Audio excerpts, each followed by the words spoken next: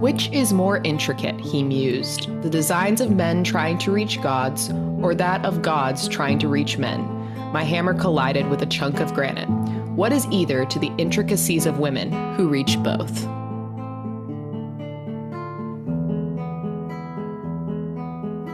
Welcome to the Busy Girls Book Club. We are bringing you all of the internet's most popular books and letting you know whether or not you should take the time to read them.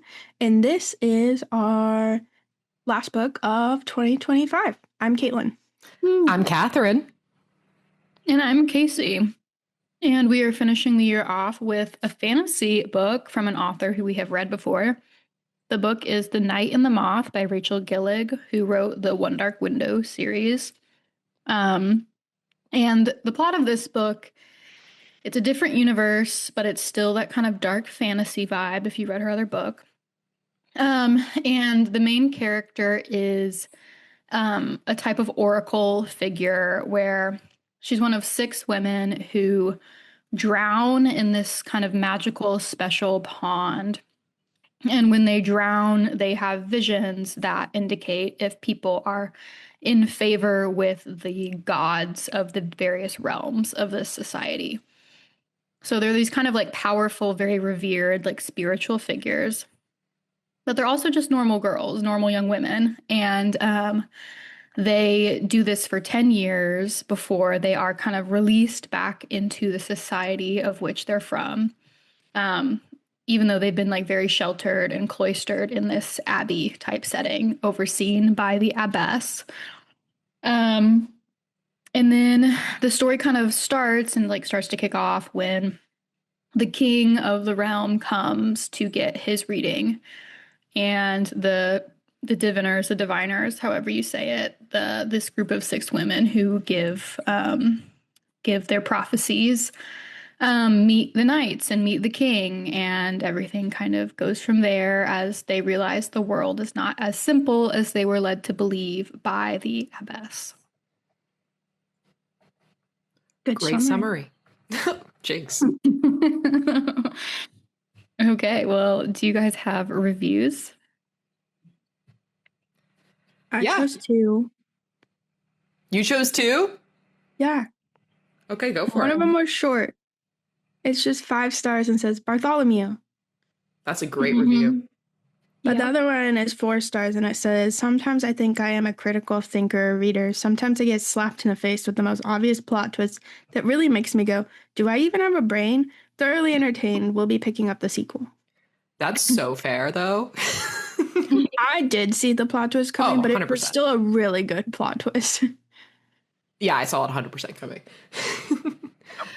I have a 1-star review, and I'm just going to read the first sentence and maybe like one extra line from that. It's on Goodreads, and it says, stunning cover, interesting and well-written start, and the gargoyle was the best character. Those were the good parts. It was so horrendously dull.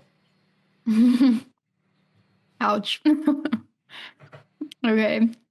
I have three little quick ones. All 1 star. One is changing my review from 2 stars to 1 star as I cannot justify adding an extra star because I liked the gargoyle. Oh, See, that's so fair. Lots of gargoyle content in these reviews. Second one, 1 star. Basic baddie goes to the Middle Ages. If I hear oi one more time, I'm gonna die. And then this one's probably my favorite because I also related to some of these points. But she said, after the first few chapters in which the vibes are immaculate, you can tell the author is just checking off plot beats and romantasy tropes. In all serious, though, it's very hard to take a book seriously when the writing whips wildly from throwing shadows hither and yon to priestesses who smoke weed and fuck. That said, if you have a nun foot fetish, this is for you.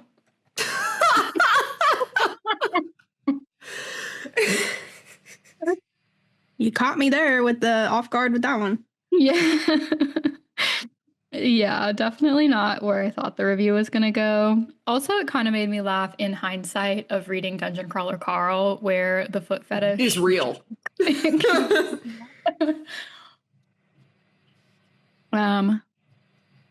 Anyway, overall, the book has really good reviews.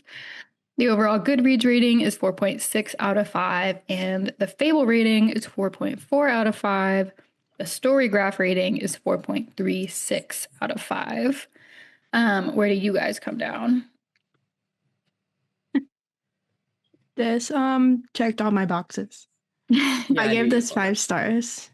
I was in a bit of a reading slump, reading pause, and I don't know, maybe it was slow. I loved it. I, first of all, love Rachel Gillig's writing in general and how kind of whimsical it is, kind of mysterious it is.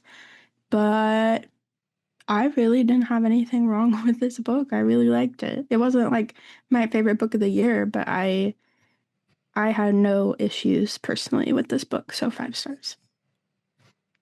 I figured you'd have this at 5 stars even before I saw your review.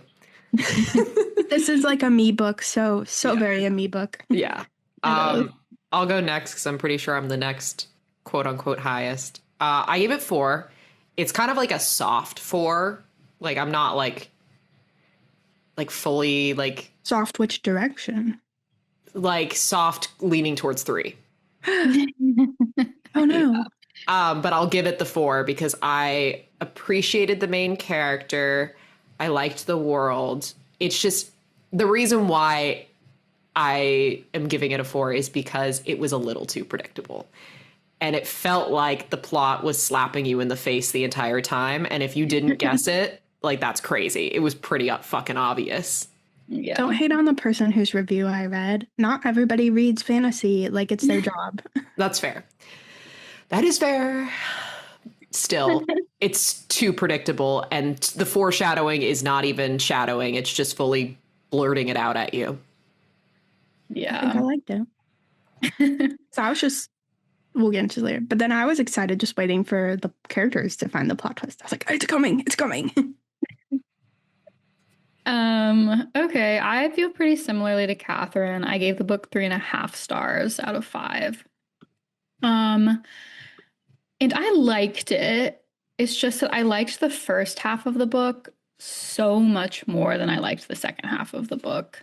The first half of the book is really interesting. It's very mysterious. You kind of go through a lot with the character. There's people disappearing. The magic system is crazy. There's these like sort of mythical women who wear shroods. I mean, it's just a very fascinating world to go into. And that really like had me at the beginning.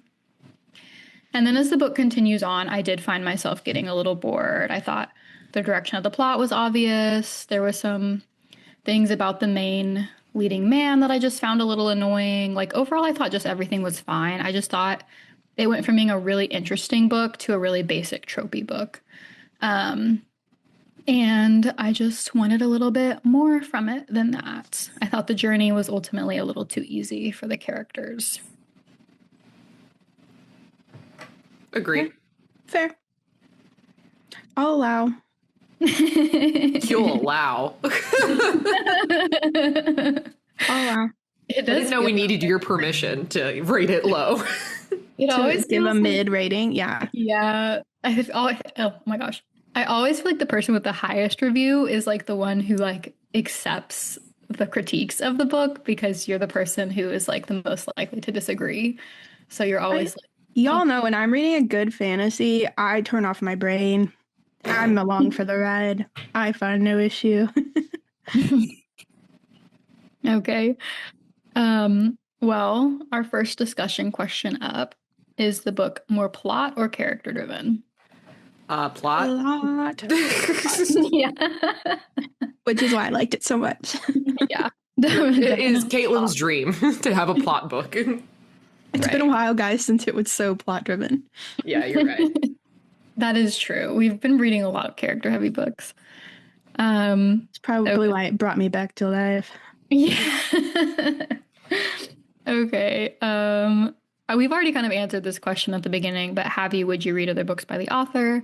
This author also wrote the One Dark Window series, which we've all read the first book. Well, I've read the first book of, but not the second.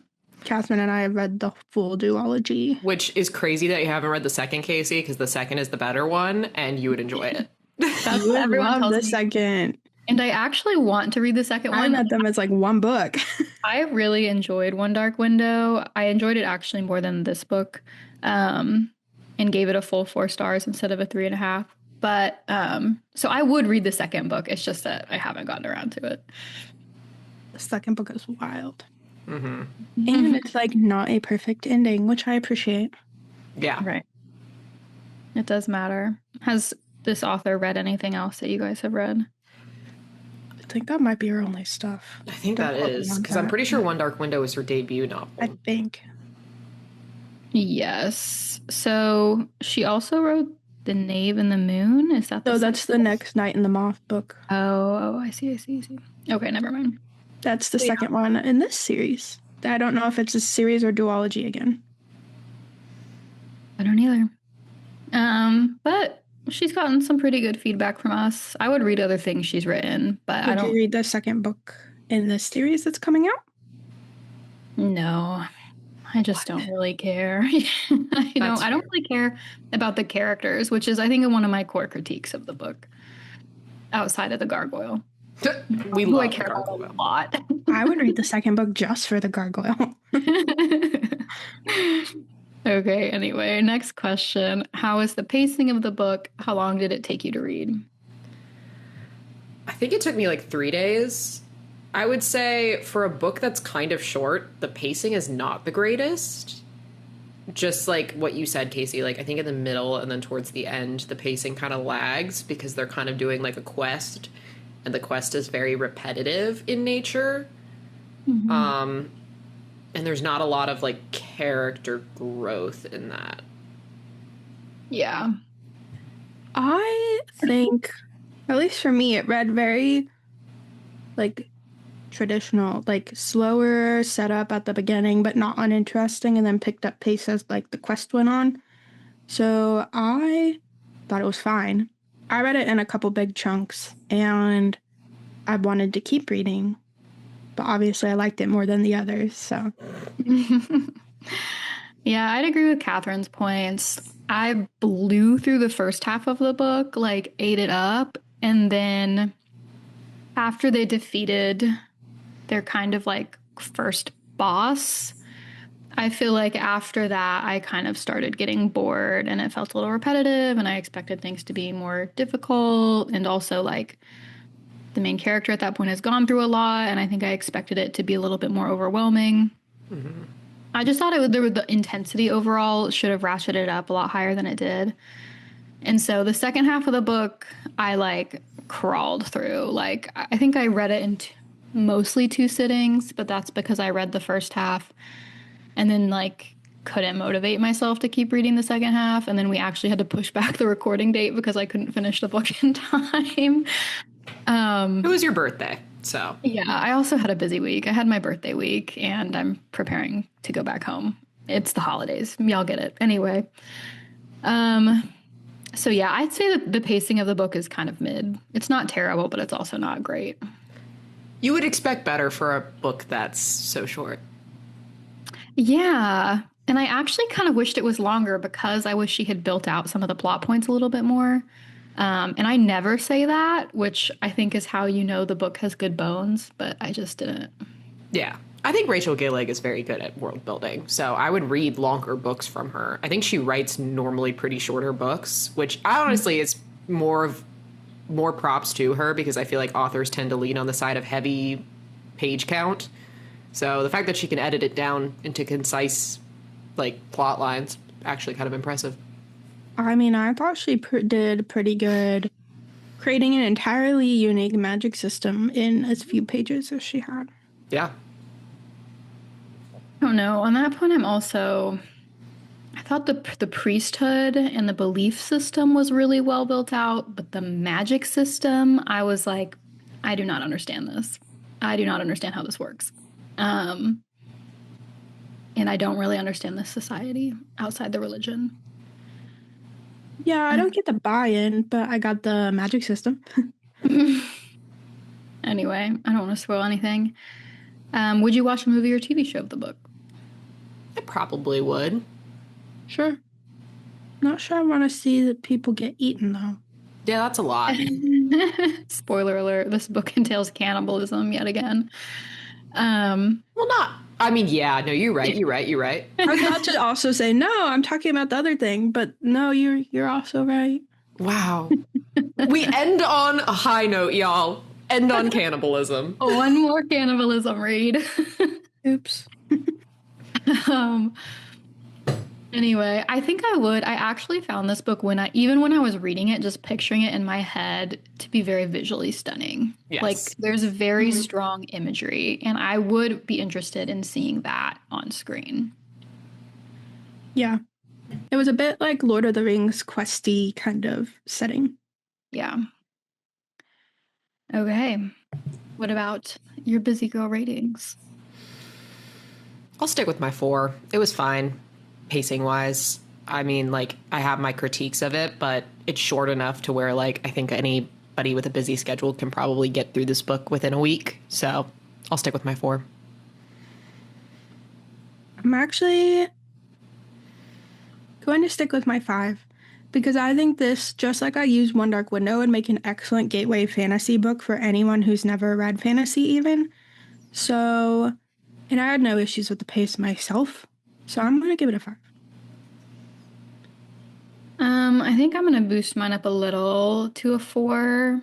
I think for me, I always ask myself when I'm doing busy girl rating, like, would I honestly recommend the book? Like, I find it hard to give it a good busy girl rating if I know I wouldn't recommend it. Oh, we know. Just because I think, like, then it's a waste of time, so who cares how short it is?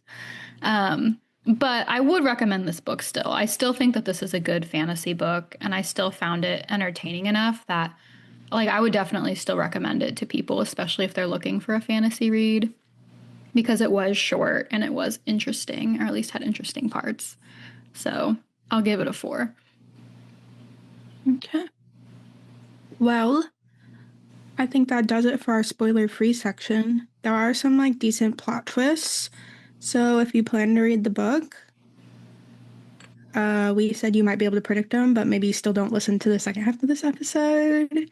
But everyone else would love to have you along for the ride. Yeah, sorry if I offended y'all when I said, like, you should be able to predict these things. I recognize now that we read a lot of books. I think if you've read fantasy, you probably saw it coming. Also, I think you're right that the foreshadowing was, like, not foreshadowing. It was hitting you over the head with a brick. It was more like anticipating than foreshadowing. Yeah, but I think it was meant to be foreshadowing. It's one of those, like that meme, there were signs. Like, yes. There were signs. There were signs. Yeah.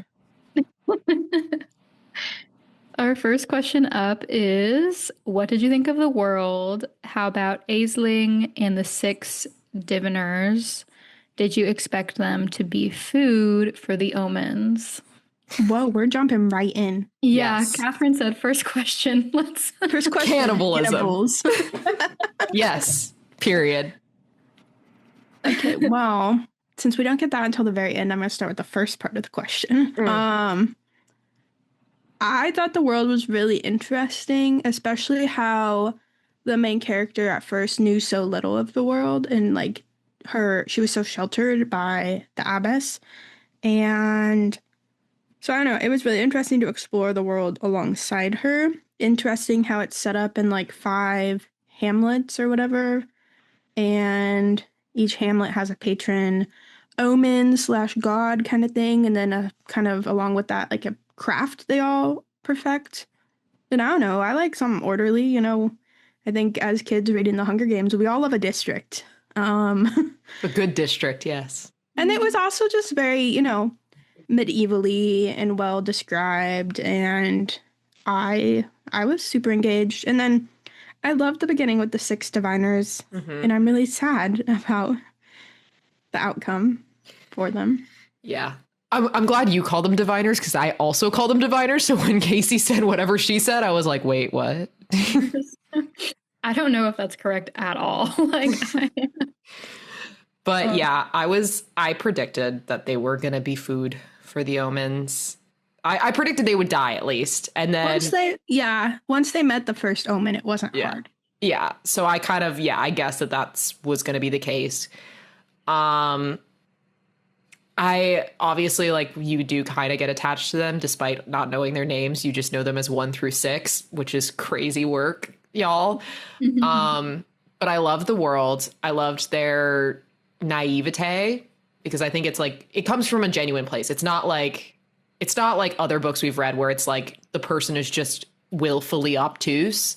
This was like carefully calculated, like being obtuse and like being ignorant to the world because like they needed them to be that ignorance.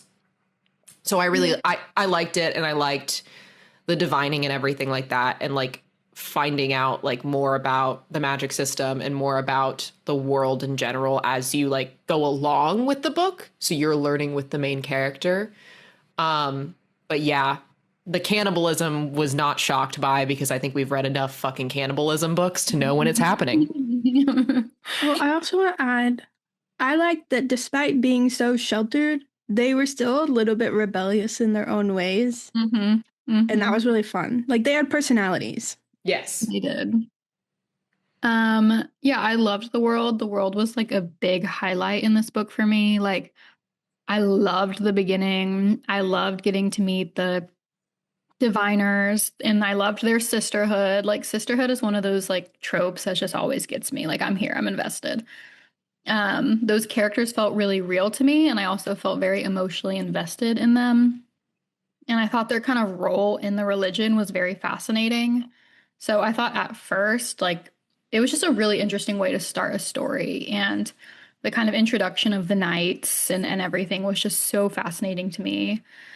I did expect them to be food for the omens because, yeah, it was obvious at a certain point. But I think for me, I was glad the author did the hard thing and they were actually dead. Like, thank God. Can't be resurrected. Secretly hoping at least one of them would not be. But yes. They were dead. The thing that I think was hard with it, though, is that because I was so emotionally invested in them and I wasn't as emotionally invested in the other characters, that knowing that they were dead took some of the stakes out of the book for me because it becomes a revenge story instead of like a mystery. And I think it could have been done a little bit differently to like maintain the mystery a little bit longer. Like if the people who were actually the gods needed to perform some rite or something and some of the women were still alive, I think I would have actually enjoyed that more, which I hate saying just because I missed them and they added a lot to the story. And you said for every book, do the hard thing, and she did the hard thing. I know. And now I'm mad that she did the hard thing because I'm like, well, I was only reading for these characters. I'm glad if all of them had been alive, I would have given the book 1 star. But if one of them had been alive, that actually probably would have been better. Well, and there was like an opening where it could have been possible in the last Omen. Yeah. Nope, the abbess broke all their necks. Yep. I will say one plot twist was I didn't know how they were disappearing until we found out that the abbess had the loomstone. And then I was like, oh, okay.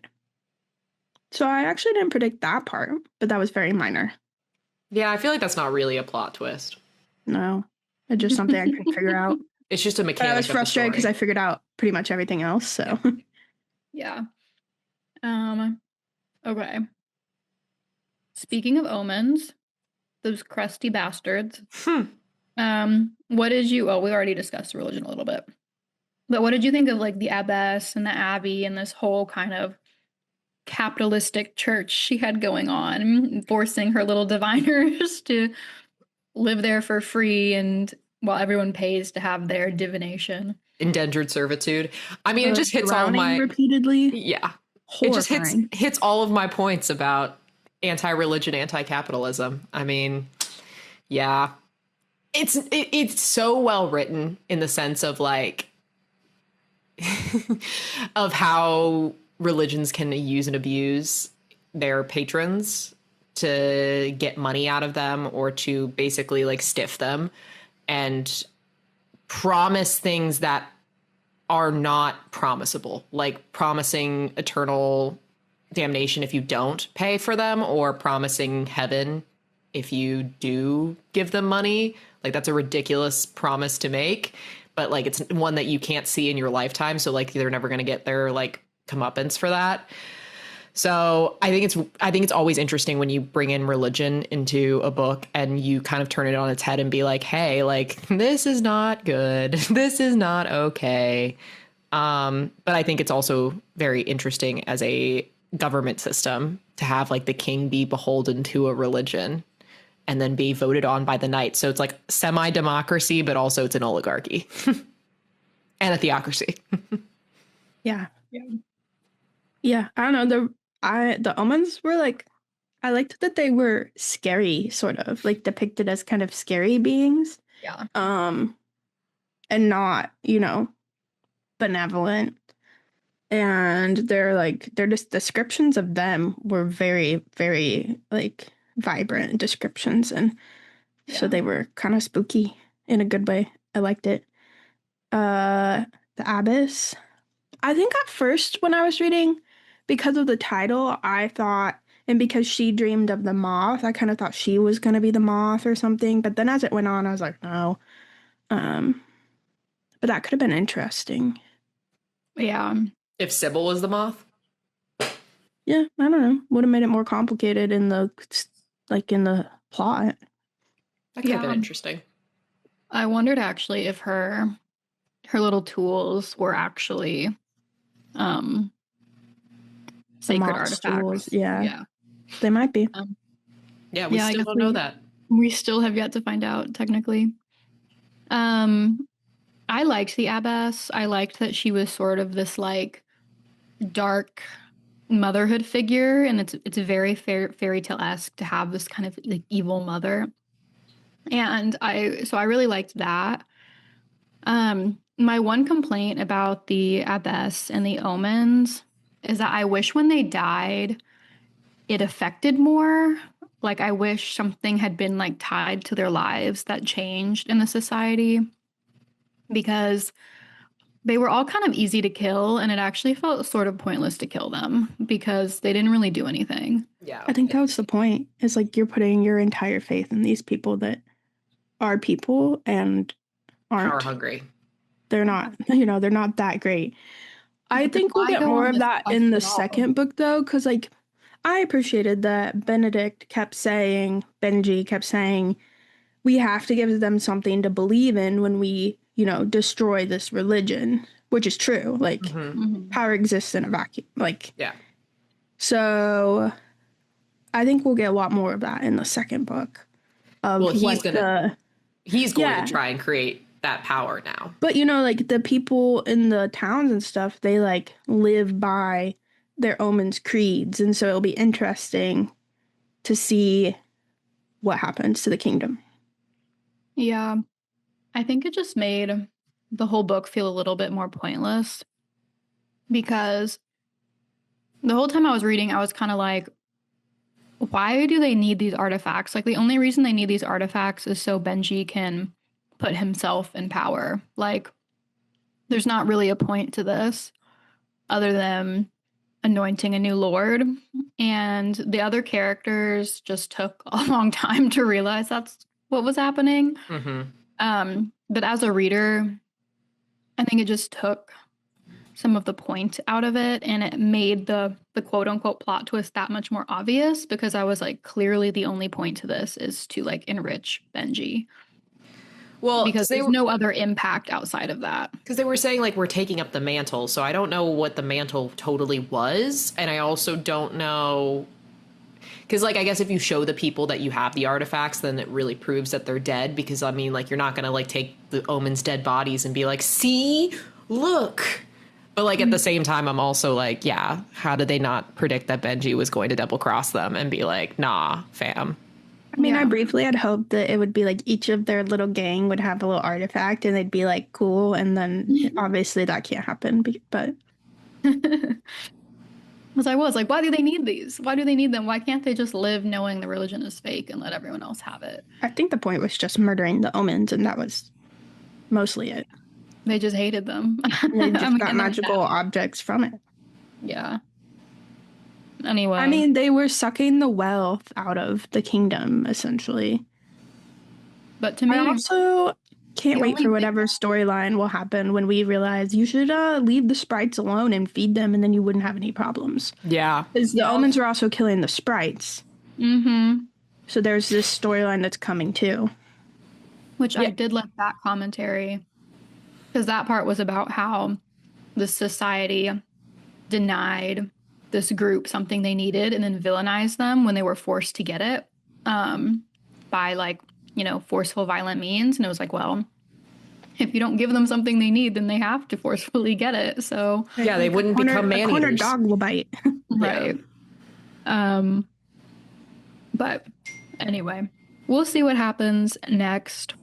I did feel like the abbess was just really the only big bad that mattered because she was really the person who was behind everything and orchestrating it all. Mm-hmm. Okay. So what about our male main character, Rory? How is Rory a nickname for Broderick? Yeah, that's a crazy nickname. Sorry. You had that ready. I did. You were ready for that. The whole time. I was like, I don't get it. Benji and Benedict is also weird. Benji, yeah, for Benedict is weird. Yeah. Benji's for Benjamin, usually. Yeah. I did talk that too. Because where's the J in Benedict? I was like, what's the point in making his name Benedict if you're just going to call him Benji? Like, just make his name Benjamin. I guess Benedict's more kingly. Roderick I don't know. Mendacious or whatever. Mandacious, yeah. Yeah. I keep wanting to call him Rodney because I have an uncle Rodney, and so that it doesn't go well. Anyway, you knew the second you saw him on his horse who he was to the main character. Yep. Yeah. I'm not mad about it. No. Dark brooding man. Little bit of, I don't know, cunning, wit, disregard for the rules. Not the kind of person I would be into in real life, but I love it in a book. Yep. The bone I have to pick. In general, I liked the romance. I had no problem with him as a character. Like, I thought, fine. Like, there was nothing weird or bad about it. The thing that has really started to drive me crazy is I feel like in all these fantasy books, you start out with this sassy backbones, like, sort of dark horse man. And at the end, you have this tiny drowned little puppy. And I'm like, where did all the fun parts go? Where did all the fun parts go about him? I feel like they fall in love and then just completely make the character a different person. And in doing that, it's like, well, like, I understand that he's in love. I'm not expecting him to be the like biggest grouch in the world forever. But I'm also like, this is just a new character. It's just not who he was before. And I don't think that's really a good thing. And it makes it uninteresting. I think he was always not a grouch to his friends. Yeah. So I think she was just seeing the side that Maud and Benji got to see all the time. But then it's like they fall in love with him as someone else. I think she just got to see other facets of him. That's all. He got to see other facets of her. But it's just, it feels to me like he just becomes a different person. Like, there's no vestiges left of who he was before. It's like, oh, now every time he talks to her, he's like, oh, my goddess. Oh, let me defend you. Oh, you're so great. And I'm like, what happened to the banter? It happened with Rhysand. Happened, like it happens in every book. Yeah, that's what I'm saying. It's a problem. You want more banter? Yeah. Why does just like the male character have to just turn into like a just the lovesick puppy term is cinnamon roll? Yeah, cinnamon roll. He just becomes a cinnamon roll. By crispy on the outside, a little soft and gooey on the inside. I'm fine with cinnamon roll. I just think we should maintain some spice in our cinnamon rolls. Like, we don't have to make them such love-drunk idiots. But now he's going to tear down the world to get his woman back, and I can't wait. I roll my eyes. at that. I had no problems with the romance, but my only problem is that Rory was a nickname for Roderick. That's a fair statement. Yeah. I did like their falling in love story. I did think it was cute. I was thinking this is the most well-paced romance I've read in a while. Because they weren't doing anything nasty until like 70% in. I was like, you know what? Fair. That seems better than like insta love or just like the slowest slow burn ever. I'm looking I hate at you, Spark It'll Ever Flame. Though I'll say, I still hate how quickly they fell in love. It is a little insta lovey.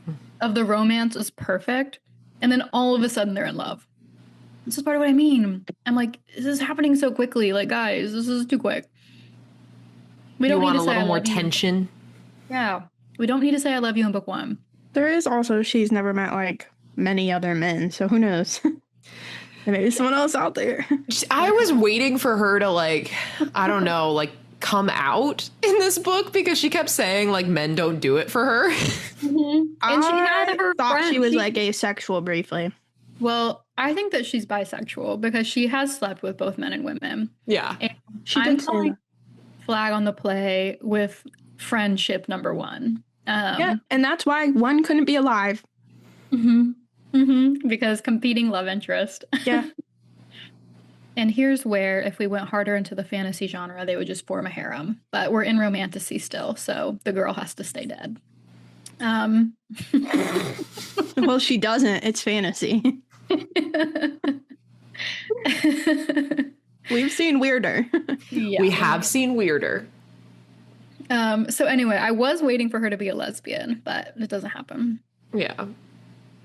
I will say yes, it did feel a little insta love by the end because they slept together once and suddenly he's like very much in love. But I mean, I liked the tension between the two of them. I liked him kind of as a character just because like he fits a lot of the boxes that I normally like, i.e. Rhysand. But I mean, I don't have as much of like critiques as you do, Casey. Yeah, no. He was the only person not obsessed with her because she was a diviner. He slowly grew to love her for her strength and her like stick-to-itiveness and some of her other personality traits instead of just be like, diviner, I want to sleep with you because you're a diviner. Freaking I want to Hamlin. fuck a diviner. No My wonder buddies will Hamlin's never name believe rhymes I'm with fucking a Tamlin. Yeah. LOL, that's so fun. I wonder if she did that on purpose. Hamlin and then Roderick starts with an R.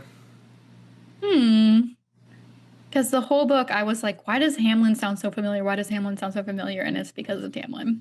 And I'm Sybil or Six. I don't know. I can't make the favorite connection. Yeah. I was like, I don't know where you're going with that one. I was like, oh, Sybil and Six. And I was like, never mind. That's both her. Holidays. Blonde moment. Yay. Okay, well, there's more characters in this journey. One of them is Maud and the other knights. And they kind of go through this journey through the other hamlets in order to find the omens. And the knights are a big part of that because they have to show up and like do this celebration with the king at every I have a point to make about Maud. Is one of my favorite things about this book is that the whole gang of little friends were not 20 years old. Yes. You had a 17-year-old, you had late 20s, and you had Maud, who was like 41. And I really, really loved that it was more realistic, more diverse, that they had someone with wisdom in their group who was a good person. Like, I loved the age differences in Maud in general. Yes. She was definitely more of like the older, like wiser, sage person in the group. Yeah. Yeah. Like a mother figure thinking she's not a mother figure. Yes. Like more fully, of a mother figure than the abbess ever was. Yes. So they contrast in that way. And I love it. but she's like, no, would never be a mother. She's not like the mother type. Maud is probably my second favorite character. I agree. Yeah, I liked Maud a lot. She also is like, because of her age, she has some life experiences that really help inform some of her opinions. And I really liked the moment when she slays the sprite, and she's still like, she goes off on it, but then after the fact reflects on it and be like, was that the right thing to do? Like, that's what I've been taught my whole life, but like, was that truly the right thing to do? Right. And she didn't defeat it and magically get away unscathed. No, she was fully hurt. Right. No, I did really appreciate, Caitlin, I think that's a great point about the kind of age diversity in the group. The whole time I was reading, I was like, why does this group feel so unique to me? And it's because they're not all 21 years old. And it did vastly improve the reading experience.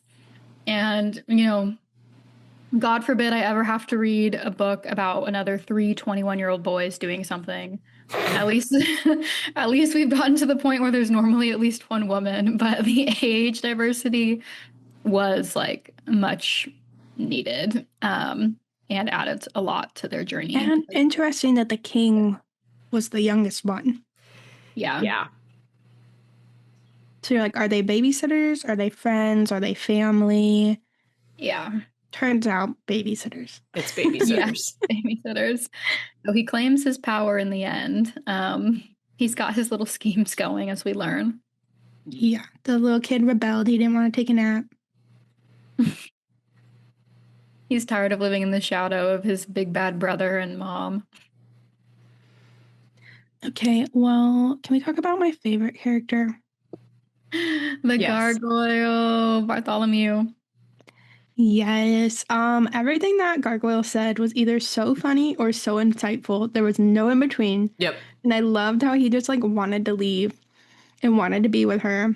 And he was the reason I knew what happened in the end. He was like, the abbess said you'd be the one that would stay with me before he went with her. And so I was like, okay, I know where this is going. But I didn't totally get why he was so different from the other gargoyles. And now we know. What did you think about that reveal? I loved Bartholomew. He made me laugh like out loud, like reading. I actually audibly laughed at my phone. He was so funny. And his character added some much needed like levity. Yeah.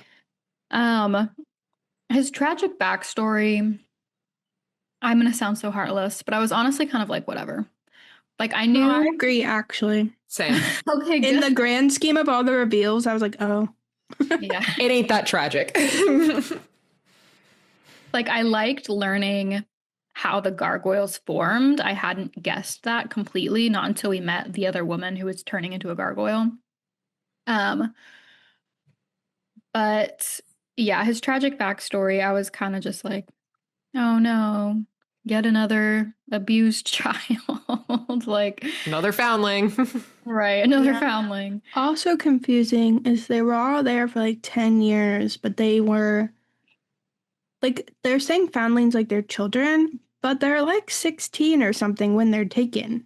Is there mid-20s? So he's really probably more like, he's probably also more like a teenager than a child. Yes. Who knows, because he was the first, so. Yeah. I did not realize, one thing I didn't predict is that all of them, including Bartholomew, died. Yeah. And that the spring brought them back to life. I didn't realize that as well. I didn't guess that either. I did That think was that interesting. Yeah. And they're high stakes, because Homegirl, maybe I'm the only one that thought this.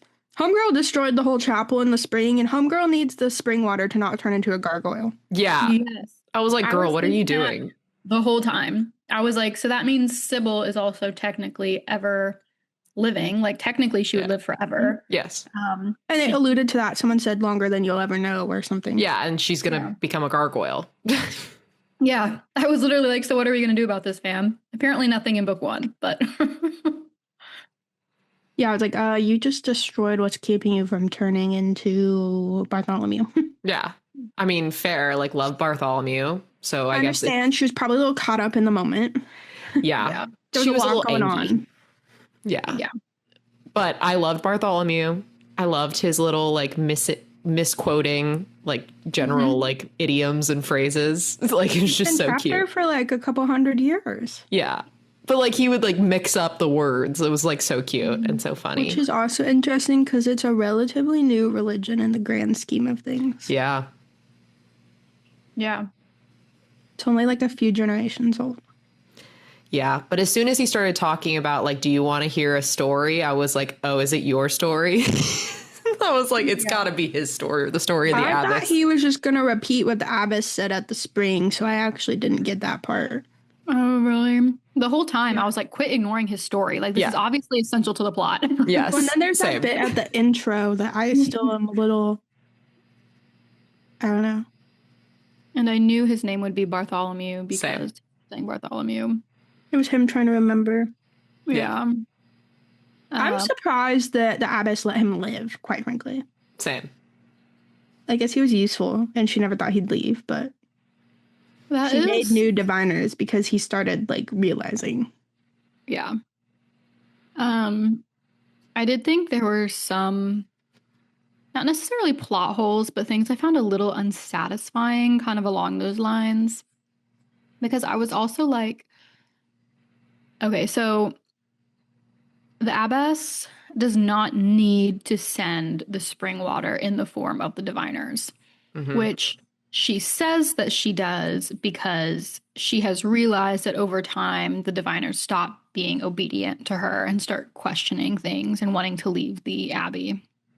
But I was kind of like, then why does she send their bodies? Like, why doesn't she just kill them? I guess she wants to get rid of the evidence, but I was She just kind said of like, giving it to them, the water diluted, at least keeps them loyal enough to keep wanting more. but they'll still want more no matter what. Like, Right. But it keeps them alive and it keeps them beholden to her. But it's gross. But it's not even keeping them alive. Like, they just don't even realize that, like, you can live without the spring water. yeah, you just turn into a gargoyle. Yeah, I mean, the weaver Was fine. but she hated being alive. Yeah. She That was wasn't pay the interesting. price. She was like, no, I was coming to visit Bartholomew. I was like, wait. Sad. Yeah. Yeah, that's sad. Did you guys expect Benji to become a villain? Yes. Early, 100%. I was Like halfway through, I was like, he's actually no. It's when he was having the meeting with the other knights. I was like, Well, then he was like trying to force Sybil into like servitude and like the knights the vows. the vows, Yeah. and like Rory was like fighting back and stuff like that. I was like, oh, he doesn't like that. He wants her to be completely submissive to him. Homegirl, if you love Roderick, why are you becoming a knight? They're not supposed to dally together. Yeah, I was also confused as to why she felt like she'd had to become a knight. Yeah. I was like, why do we have to do this? Like, Well, even Bartholomew is like, I think we swear ourselves to people when we're too scared to face our own cause or whatever. yeah. Listen to him, and you still did it. Anyway, I knew the king was going to be evil from the very start because they never ask him what he's going to do with all these magical objects. And I was like, that seems important. And it seems like it's never really coming up, which is crazy. Also, like, power corrupts. Joffrey Game of Thrones energy. Yes, he did. Yeah, he did. Boy, and I mean, also, like, his whole goal was revenge. And then, like, pendulum swings back and forth. So if the pendulum is swinging back towards him, it's going to go really extreme. Like, that's just how politics works. Yeah. I will be reading the second book. I will as well, and Casey will not. I won't. To be honest, y'all could probably convince me, though, but only if it's, like, that good. Okay, but you didn't even read the second One Dark Window, and it was that good. Yes. I know. It's been on my list for forever. I just haven't gotten to it. We have a break. I know. Maybe during the break I'll read it. I was planning to be reading Mistborn. Yeah. Oh, fuck. Well, we'll see what happens. I was going to read more Dungeon Crawler Carl, but... Yeah, slay. Book 3. I'm partway through. That's so funny. I love being ahead of you now in the series that you convinced me to read. Like, I was ahead in the reading for a while, and then I was behind, so I had to, like, punish myself and say, no Dungeon Crawler Carl until you do your homework. Exactly. That's what I had to do to myself, too. I might finish Manacled. We'll see. Oh, yeah, I forgot you were reading that. Yeah, I'm on page like 500, which unfortunately is only halfway. Any other book, you're like, wow, you're at the end. That one, oh no. Not at the end, not even close. Anyway. Okay, well, last thing, book recommendations. I recommend One Dark Window. I was gonna say, no. I hate to do that, but it's kind of a good recommendation. It's a unique magic system. It's too obvious. Less of a love story. Yeah. Yeah. Similar love interests, though. I don't know. She's so unique in how she writes, like, the unhappy fairy tales. Yeah. That is very unique. I'm gonna go with one, or I was about to say One Dark Window. God damn it! I meant a Fate Inked in Blood. Okay. I think it has similar vibes. I think I'm going to recommend Wayward, which was another Caitlin recommendation, I think. But it was pretty good. It's witchy and it kind of has a magic system, and it's also sort of like dark fairy tale vibes. It's not as fantasy-esque. It's based in the real world, but I feel like it has sort of similar vibes of witchiness and magic. I think that's what it is. I think her writing gives way more like Brothers Grimm fairy tales, like not happy fairy tales. Yes. That's In what a I great love way. about Dark. One Dark Window. That's what I loved about the beginning too. Like, I'm telling you, those like oracles just feel so like Greek mythology, like dark. It's a very good way of describing it as Grimm fairy tales. Mm-hmm. Yeah. Okay. Well, that's it. Another episode done. Another year finished. Thanks for listening, you guys.